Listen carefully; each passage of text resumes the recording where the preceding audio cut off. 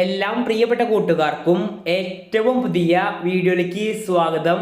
KTU-S1 valuation സംബന്ധിച്ച് വളരെ പ്രധാനപ്പെട്ട കാര്യങ്ങളാണ് ഈ വീഡിയോയിലൂടെ നിങ്ങളുമായി പങ്കുവയ്ക്കാൻ പോകുന്നത്.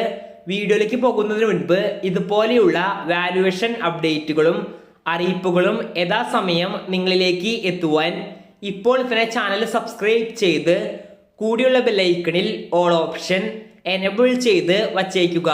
അപ്പോൾ നമുക്ക് നേരെ വീഡിയോയിലേക്ക് പോകാം. KTU-S1 യൂണിവേഴ്സിറ്റി പരീക്ഷകൾ ഇപ്പോൾ നടന്നുകൊണ്ടിരിക്കുകയാണ്. ഇതുവരെ 2 വിഷയങ്ങളുടെ പരീക്ഷകളാണ് കഴിഞ്ഞിട്ടുള്ളത്. ഇനി ചെറിയൊരു ഇടവേളയ്ക്ക് ശേഷം ഡിസംബർ 29-നാണ് അടുത്ത പരീക്ഷ. ഇതിനിടെ നിരവധി കുട്ടികൾ ചോദിച്ചിരുന്നു എക്സാം വാല്യുവേഷൻ എങ്ങനെയാകുമെന്ന്. ഫസ്റ്റ് ഇയർ ആയതുകൊണ്ട് തന്നെ ഒട്ടുമിക്ക കുട്ടികൾക്കും വാല്യുവേഷൻ സംബന്ധിച്ച് അറിയണമെന്നുണ്ട്.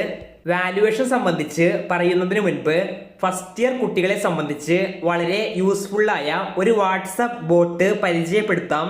ഈ ബോട്ടിൽ നിങ്ങൾക്ക് ഉപകാരപ്രദമായി നോട്ട്സ്, പ്രീവിയസ് ഇയർ ക്വസ്റ്റ്യൻസ്, പ്രധാനപ്പെട്ട ടോപ്പിക്സ്, ഇക്വേഷൻസ് തുടങ്ങിയ എല്ലാ കാര്യങ്ങളും ലഭിക്കുന്നതായിരിക്കും. മാക്സിമം ഓരോ വിഷയങ്ങളും പഠിക്കുമ്പോൾ കുട്ടികൾ ഇത് ഉപയോഗപ്പെടുത്തി പഠിക്കുവാൻ ശ്രമിക്കുക. ഇനി വാല്യുവേഷൻ ബന്ധപ്പെട്ട് പറയുകയാണെങ്കിൽ KTU വാല്യുവേഷൻ സംബന്ധിച്ച് നിരവധി വ്യാജ പ്രചാരണങ്ങൾ നടക്കാറുണ്ട്. അതായത് നന്നായി എഴുതിയ പേപ്പറുകൾ പോലും ഫെയിലാക്കുമെന്ന് പറഞ്ഞുകൊണ്ട്. എന്നാൽ ഇത് സംബന്ധിച്ച് വിദ്യാർത്ഥികൾ മനസ്സിലാക്കുക, നിങ്ങൾ എഴുതിയതിന് യൂണിവേഴ്സിറ്റിയുടെ ആൻസർ കീ അനുസരിച്ച് കറക്റ്റ് ആണെങ്കിൽ നിങ്ങൾക്ക് ഉറപ്പായും മാർക്ക് വീണിരിക്കും. കൂടാതെ കുറച്ചെങ്കിലും ശരിയാണെങ്കിൽ പോലും നോക്കുന്ന ടീച്ചേഴ്സ് അനുസരിച്ച് മാർക്ക് കിട്ടാനും സാധ്യതയുണ്ട്. ചിലപ്പോൾ വാല്യുവേഷൻ ചെയ്യുമ്പോൾ തെറ്റുകൾ ഉണ്ടാകാം.